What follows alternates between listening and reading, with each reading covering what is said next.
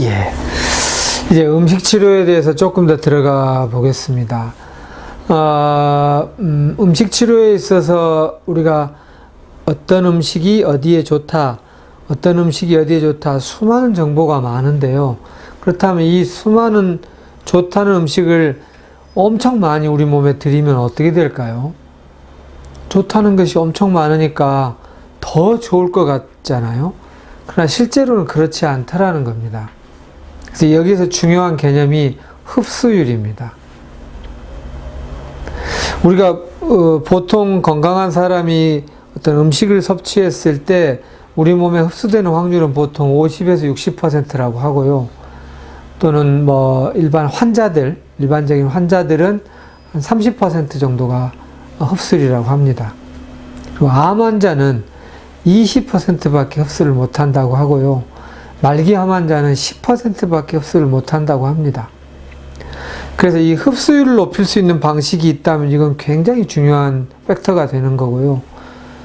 이것은 어떤 약효의 효율성의 부분에 중요할 뿐만 아니라 흡수가 안 되면, 흡수 안 된 물질은 결국 노폐물이 돼서 이 노폐물을 처리하는데 또한 에너지가 들어야 되기 때문에 문제가 크다는 거죠.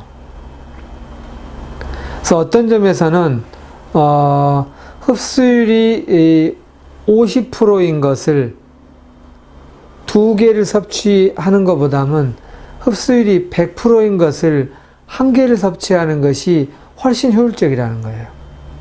둘 다 50%가 2개면 100%고 100% 1개도 역시 100%겠지만 왜 효율이 더 크냐 하면 50% 흡수율인 것을 2개를 취했을 때는 나머지 흡수 안 된 50% 2개가 남잖아요. 그것을 처리하기 위해서 또 에너지가 든다는 거죠. 흡수율이 100%가 1개가 훨씬 좋다는 겁니다.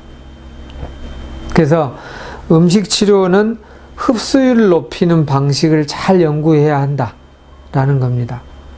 그래서 이 흡수율과 관련해서 예를 하나 들어본다면, 우리가 뭐 똥을 이렇게 피부에다가 이렇게 바르면 우리가 덧나지 않는다는 거예요.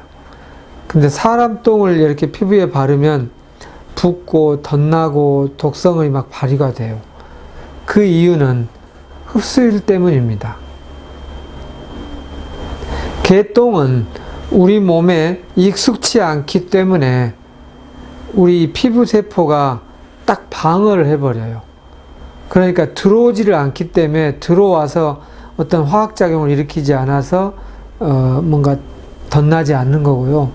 사람 똥은 뭐 여러 가지 효소 물질이나 뭐 단백질이나 이런 게 사람 몸에는 익숙하다 보니까 피부가 그 관문을 열어주어서 들어오기 때문에 그게 그 중에 독성 물질이 영향을 미쳐서 덧나게 되는 겁니다.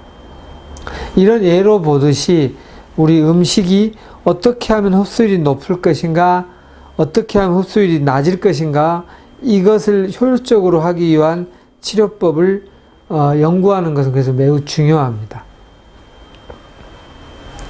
그리고 두 번째는 음식이라고 하는 것이 우리한테 우리 유전자를 가지고 있는 세포에게 어떻게 세포 안으로 들어올 것인가가 중요할 뿐만 아니라 두 번째는 우리에게 세포 내로 안 들어온 것도 우리는 섭취할 필요가 있기도 해요.